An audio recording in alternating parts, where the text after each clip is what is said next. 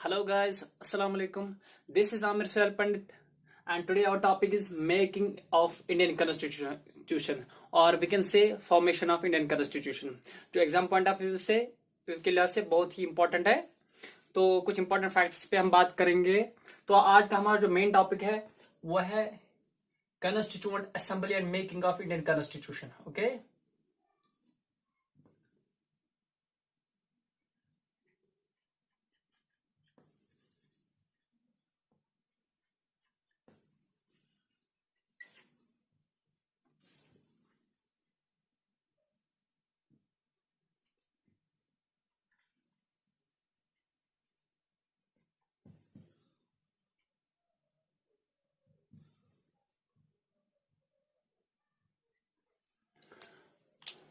तो गाइस पहले हम बात करेंगे इस ये जो कॉन्स्टिट्यूशन हमारा कॉन्स्टिट्यूशन है ये वर्ल्ड का सबसे लेंथीएस्ट रिटन कॉन्स्टिट्यूशन है। Okay, it is world's lengthiest written constitution.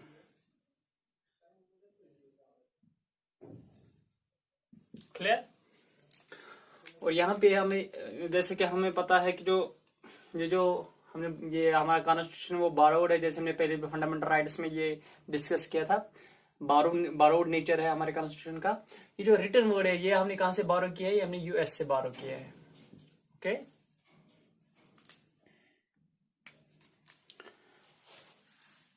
तो गाइज हमारा जो कॉन्स्टिट्यूशन है, हमारे कॉन्स्टिट्यूशन में आर्टिकल्स जो है वो 448 आर्टिकल्स है, 25 पार्ट्स, 12 शेड्यूल्स और आज तक 104 टाइम्स अमेंड किया गया है हमारा कॉन्स्टिट्यूशन। ठीक है, यानी कि तरमीम कितनी बार की गई हमारे कॉन्स्टिट्यूशन को? 104 टाइम्स। ओके, तो अगर हम वर्ल्ड के ओल्डेस्ट जो कॉन्स्टिट्यूशन है उसकी बात करें तो वहां पे नाम आ जाता है यूएस कॉन्स्टिट्यूशन का। ठीक है, world's oldest constitution is US constitution. तो अगर हम इंडिया की बात करें तो इंडिया में पहली बार 1934 में एम एन रॉय जो थे, एम एन रॉय जो कि communist party of India CPI के जो फाउंडर थे एम एन रॉय, उन्होंने पहली बार 1934 में आइडिया दिया था कॉन्स्टिट्यूएंट असेंबली का। ठीक है, कि इंडिया को दिया था पहली बार जो कॉन्स्टिट्यूएंट असेंबली का आइडिया, ताकि कॉन्स्टिट्यूशन ऑफ इंडिया बन सके। ठीक है, 1934 में एम एन रॉय ने पहली बार ही put forward the idea of constituent assembly of India in order to frame the constitution of India. ठीक है, इसके ठीक एक साल बाद यानी कि 1935 में इंडियन नेशनल कांग्रेस यानी कि आईएनसी ने ऑफिशियली डिमांड की, यानी कि 1934 में एम एन रॉय जो है उन्होंने डिमांड की थी, तो उसके ठीक एक साल बाद इंडियन नेशनल कांग्रेस जो उन्होंने ऑफिशियली डिमांड की कि नहीं, ये जो इंडिया को चाहिए कि उनको डिमांड की कि नहीं ये कॉन्स्टिट्यूएंट असेंबली होनी चाहिए। ठीक है, ताकि हम कॉन्स्टिट्यूशन को फ्रेम कर सके।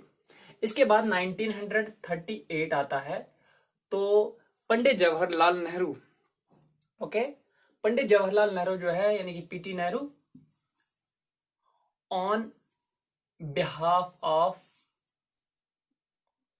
आईएनसी, उन्हें किस बिहाफ पे? आईएनसी के बिहाफ पे उन्होंने ऑफिशियली डिक्लेयर कर दिया। क्या ऑफिशियली डिक्लेयर कर दिया? Constitution of India must be framed without outside interference by constituent assembly। यानी कि उन्होंने कहा कि कॉन्स्टिट्यूशन ऑफ इंडिया बनना चाहिए बाहरी मुदाखलत के बगैर, और वो कॉन्स्टिट्यूशन बनेगा कैसे, जब हम कॉन्स्टिट्यूएंट असेंबली बनाएंगे। ठीक है, तो कहने का मतलब ये कि कॉन्स्टिट्यूशन को बनाने के लिए कॉन्स्टिट्यूएंट असेंबली की जरूरत थी। तो ये जो डिमांड्स थी इंडियंस की, ये पहली बार ब्रिटिश गवर्नमेंट ने 1940 में एक्सेप्ट कर दी ऑन द प्रिंसिपल, किस प्रिंसिपल के, अगस्त ऑफर, अगस्त ऑफर के प्रिंसिपल पे। ठीक है, तो कर दी ब्रिटिश गवर्नमेंट ने ये डिमांड्स एक्सेप्ट कि नहीं हम दे देंगे, लेकिन अगस्त ऑफर उस टाइम जो अगस्त ऑफर के टाइम जो यहाँ के विसरॉय थे, इंडिया के विसरॉय थे, वो थे लॉर्ड लिंथिगो। ठीक है, लॉर्ड लिंथिगो उस टाइम यहाँ पे विसरॉय थे। तो इसका अगस्त ऑफर का पूरा डेट क्या है, 8 अगस्त 1940। लेकिन 1940 में अगस्त ऑफर रास नहीं आया आईएनसी को, तो उन्होंने डिनाई किया इस ऑफर को, तो जिसकी वजह से कॉन्स्टिट्यूएंट असेंबली उस टाइम नहीं बन पाई, क्योंकि आईएनसी ने नहीं माना कि हम इन प्रिंसिपल्स पे कॉन्स्टिट्यूएंट असेंबली नहीं बना पाएंगे। तो उसके बाद 1900 यानी कि 1940 का तो हो गया। अब आता है यहाँ पे कैबिनेट मिशन। ठीक है, अब इंडिया में आता है कैबिनेट मिशन, और ये कैबिनेट मिशन इंडिया में कब आता है, cabinet mission arrived India on 25th of March 1946। तो इनका जो पहला प्लान है वो पब्लिश कब होता है, यानी कैबिनेट मिशन प्लान जो है वो पब्लिश कब होता है, 16 मई 1946 को। क्लियर, यानी कि जब ये प्लान जो है पब्लिश होता है, तो इस तरह हमारा जो कॉन्स्टिट्यूशन है, कॉन्स्टिट्यूएंट असेंबली है, वो बन जाती है, यानी कि वो फ्रेम होती है कब, नवंबर 1946 को। नवंबर 1946 को हमारी जो कॉन्स्टिट्यूएंट असेंबली है वो बन जाती है, मगर वो कैसे बनती है, on the guidelines, on guidelines suggested by cabinet mission. ठीक है, किन गाइडलाइंस पे, कैबिनेट मिशन ने जो सजेस्ट गाइडलाइन की उन्हीं पे बन जाता है, बन जाती है हमारा जो हमारी जो कॉन्स्टिट्यूएंट असेंबली है वो तैयार होती है। क्लियर, ये जो कैबिनेट मिशन है, ये बताना मैं आपको भूल ही गया, जो कैबिनेट मिशन है इसमें 3 मेंबर्स थे। ये कैबिनेट मिशन हेड कौन करता था, उसका नाम था पैथिक लॉरेन, पैथिक लॉरेंस। और जो 2 और मेंबर थे, एक का नाम था सर स्टीफोर्ड क्रिप्स, और तीसरा था एवी अलेक्जेंडर। क्लियर गाइस,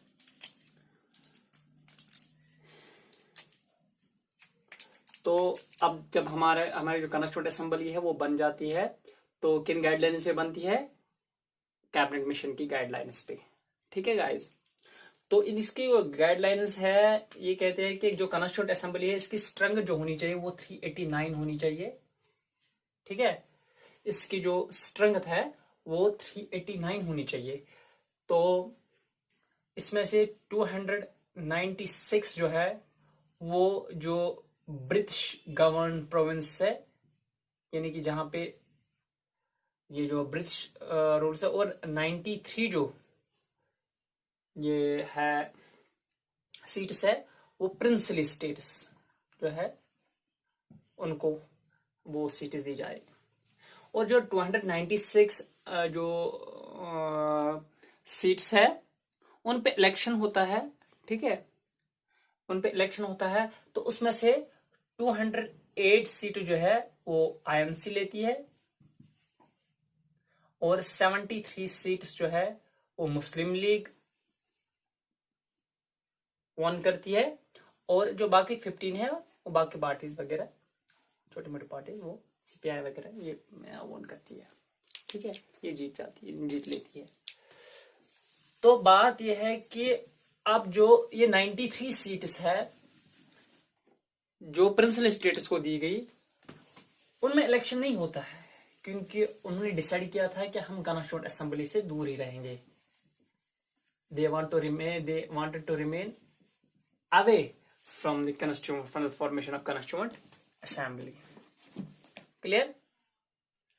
तो अब जब इसकी पहली मीटिंग होती है, ये जो फर्स्ट सेशन जब होता है, फर्स्ट मीटिंग जब होती है, ये जो कॉन्स्टिट्यूएंट असेंबली की जो फर्स्ट मीटिंग होती है वो होती है 9 दिसंबर 1946 को. ठीक है. तो इस मीटिंग में जो मेंबर्स अटेंड करते हैं इस मीटिंग को, वो 211 मेंबर्स करते हैं अटेंड. और मुस्लिम लीग जो है, मुस्लिम लीग इस मीटिंग को बाइकआउट करते हैं. They boycotted the meeting. क्यों? Because they wanted a separate nation as Pakistan. ठीक है. तो इस वजह से वो इस मीटिंग में, फर्स्ट मीटिंग में, ये मीटिंग को अटेंड नहीं करते हैं. तो इस तरह जो first meeting of constituent assembly है वो अटेंड होती है 211 मेंबर्स से. ओके. तो उस टाइम जो आईएनसी के जो ओल्डेस्ट मेंबर थे उनका नाम था डॉक्टर सच्चिदानंद सिन्हा. ठीक है. डॉक्टर सच्चिदानंद सिन्हा को temporary president of constituent assembly बनाते हैं. क्लियर? उनको टेम्पररी प्रेसिडेंट बनाते हैं. कॉन्स्टिट्यूएंट असेंबली का टेम्पररी प्रेसिडेंट बना देते हैं. ओके. तो उसके बाद 11 दिसंबर 1946 को डॉक्टर राजेंद्र प्रसाद, जो कि हमारे पहले ये जो प्रेसिडेंट ऑफ इंडिया रहे हैं, ठीक है, याद रहे यहाँ पे बात हो रही है कॉन्स्टिट्यूएंट असेंबली की. यहाँ पे इंडिया की बात नहीं हो रही है, यहाँ पे कॉन्स्टिट्यूएंट असेंबली ऑफ इंडिया की बात हो रही है. ध्यान रहे यहाँ पे. तो इसके बाद 11 दिसंबर 1946 को डॉक्टर राजेंद्र प्रसाद जो थे, 1946, ठीक है, डॉक्टर राजेंद्र प्रसाद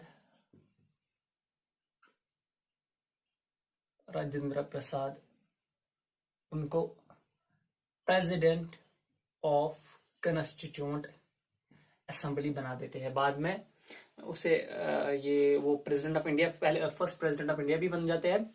तो और जो वाइस प्रेसिडेंट बनते हैं वो कौन, किसको बनाया जाता है? एच.सी. मुखर्जी को.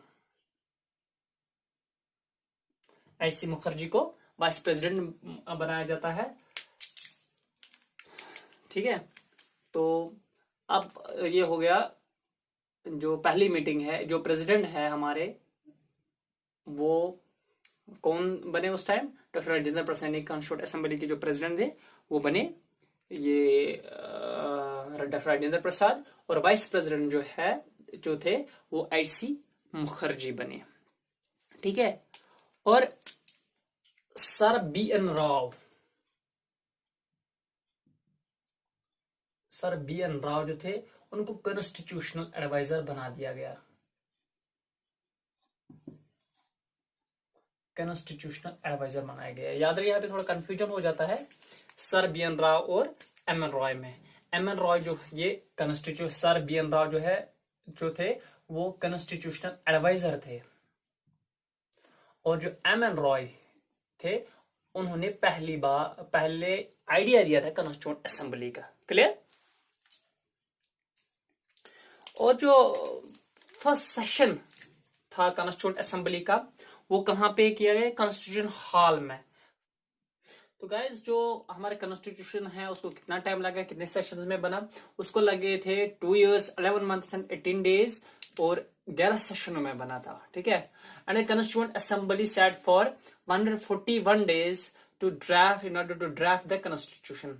मगर यानी कि ये जो कॉन्स्टिट्यूशन असेंबली है ये जो बैठक कितनी हुई इसकी 141 दिन बैठे ये कॉन्स्टिट्यूशन को ड्राफ्ट करने में, मगर सिर्फ 114 दिन जो है वो कंसिडर किए जाते हैं कि हमने यानी कि कॉन्स्टिट्यूशन असेंबली ने 114 दिन में कॉन्स्टिट्यूशन को ड्राफ्ट कर दिया। ठीक है, और जो खर्चा आ गया कॉन्स्टिट्यूशन का, कॉन्स्टिट्यूशन बनाने में जो खर्चा आ गया वो कितना आया था 64 लैक्स।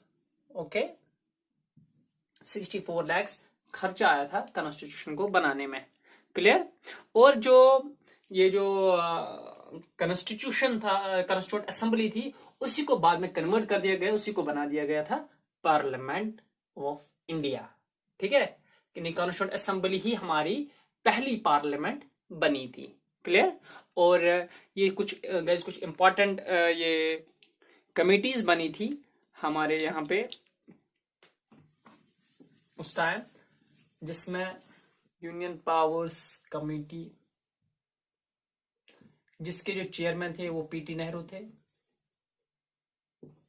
दूसरी थी union constitution committee, union constitution committee,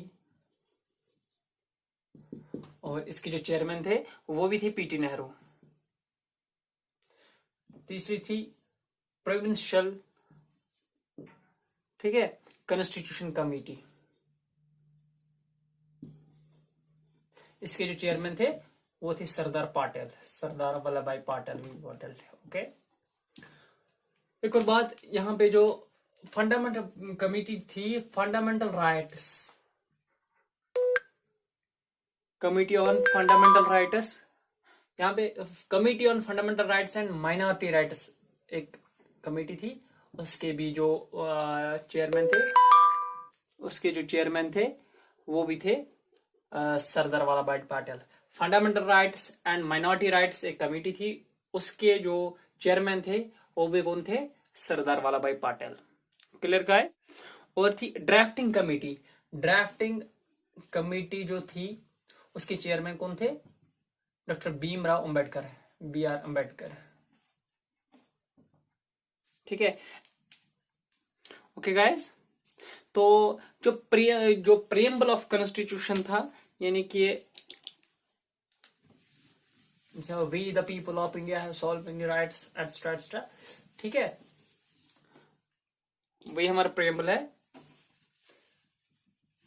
जो प्रियम्बल ऑफ कॉन्स्टिट्यूशन था उसको political horoscope of the Indian constitution कहा गया था KM मुंशी ने। Political horoscope of Indian constitution किसने कहा था, ये KM मुंशी ने। Clear.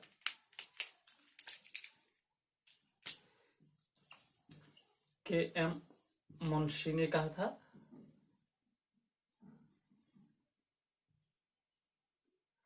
Political horoscope. Clear guys.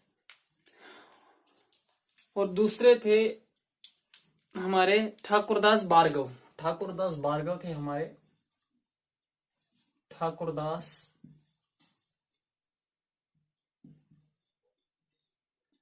उन्होंने soul of Indian constitution, preamble को उन्होंने कहा था सोल ऑफ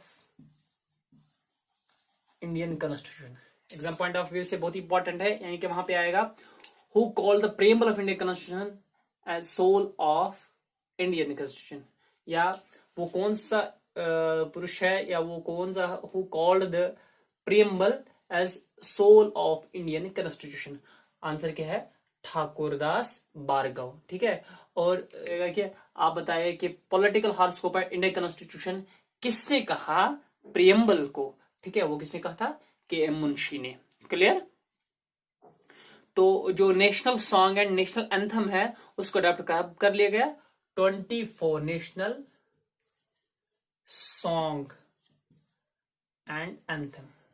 ठीक है, उसको कब ये अडॉप्ट कर दिया गया था, 24 जनवरी 1950 को, 24 जैन 1950, यानी कि जो रिपब्लिक डे है उससे 2 दिन पहले अडॉप्ट कर लिया गया। और जो नेशनल फ्लैग है उसको अडॉप्ट कर लिया गया, नेशनल फ्लैग को अडॉप्ट कब कर लिया गया? 22 जुलाई 1947 को।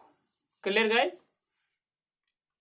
तो एक और बात यहां पे मैं बताना भूल गया, जो सुप्रीम कोर्ट है, सुप्रीम कोर्ट जो है, सुप्रीम कोर्ट ऑफ इंडिया जो है, उसको ओरिजिन ऑफ इंडियन कॉन्स्टिट्यूशन कहा जाता है। ठीक है, एग्जाम पॉइंट ऑफ व्यू से बहुत ही इंपॉर्टेंट है ये। यानी कि अगर एग्जाम पे वहां पे आएगा, सुप्रीम कोर्ट की जगह पे आएगा, कोर्ट भी आ सकता है, चीफ जस्टिस ऑफ इंडिया भी आ सकता है, जुडिशरी आ सकता है। ठीक है, तो वहां पे आएगा। ठीक है, सुप्रीम कोर्ट की जगह पे कोर्ट भी आ सकता है, चीफ जस्टिस ऑफ इंडिया भी आ सकता है, जुडिशरी भी आ सकता है। ठीक है, ये ओरिजिन है इंडियन कॉन्स्टिट्यूशन का। तो गाइस आज के लिए बस इतना ही। अगले टॉपिक के साथ फिर आपके सामने हाजिर होंगे। Hope you like this video. कोई डाउट वगैरह होगा रिगार्डिंग द टॉपिक तो आप मुझे कमेंट में बता दीजिए। ठीक है, like this video, share and subscribe my YouTube channel in order to get more updated videos and more lectures that will help you in upcoming JKSC exams and other exams also. Okay, wish you all the best. Thank you.